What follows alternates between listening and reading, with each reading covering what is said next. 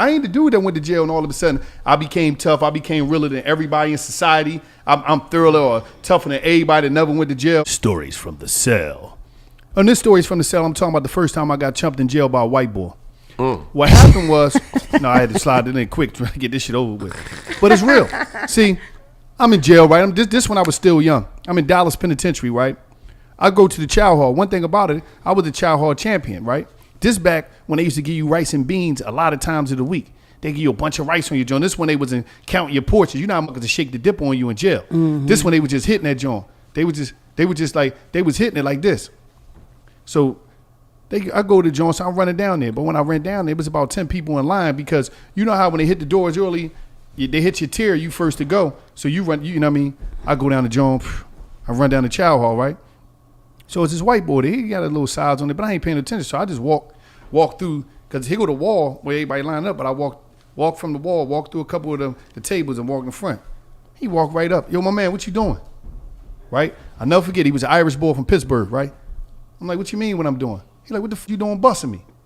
And I seen he was ready to get loud. And I knew I ain't want no smoke with this guy. He was a big guy. Looked like he operate weights. So straight up. I'm asking you a question. A nigga could spook you off the look. Possibility. It depends on the situation. So let me explain what happened. So now when he said, right, the chow hall wasn't crowded, but more people starting to come in. And I'm like, God damn, a rep on the line. So the easiest thing to do was to push eject, right? Like a tape player. Push eject. So I said, no, I ain't even, you know what? My bad, yeah, because you ain't going to be busting nobody. I didn't want this dude to keep going on because he was going to blast me. And if we got in the fisticuffs, it would have been a problem right there. Because I'm little, he's dude big as shit, big white boy, right?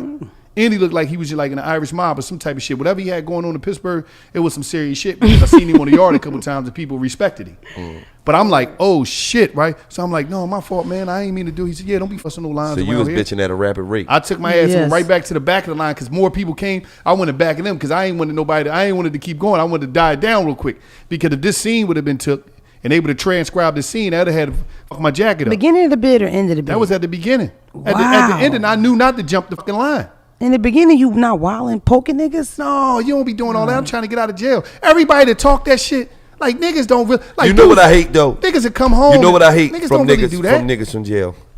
Every nigga that come home from jail scream out, I was running shit up there. Nobody running jail. I was the man up there. I'm telling you, I was running shit on them. It's like, nigga, you wasn't even running shit on the street. How the you was running shit in jail? I'm confused. Like, oh, cause you was the nigga who stuck some weed in your ass hole to get it in the jail. Cause you was the poofer. You was running shit. Niggas is crazy. Like it. And it's another thing I hate. Why do niggas think? Because they was doing some illegal shit on the streets. And all that happened was you got caught. You go to jail. You do a bunch of years. And then when you come home, you tougher than when you went in. Why do niggas feel like that? I would try to ask about that because when that white boy stepped to me, tough wasn't even on my mind. My whole thing was about, listen, it was like a motherfucking, when he stepped, when I seen what's going on, I was like, hold the fuck up. I got to figure out a way for us to try to negotiate something because this don't got to go nowhere. It don't have to go nowhere. Because if this, and I'm standing right next to the gate. It was like a gate on a window.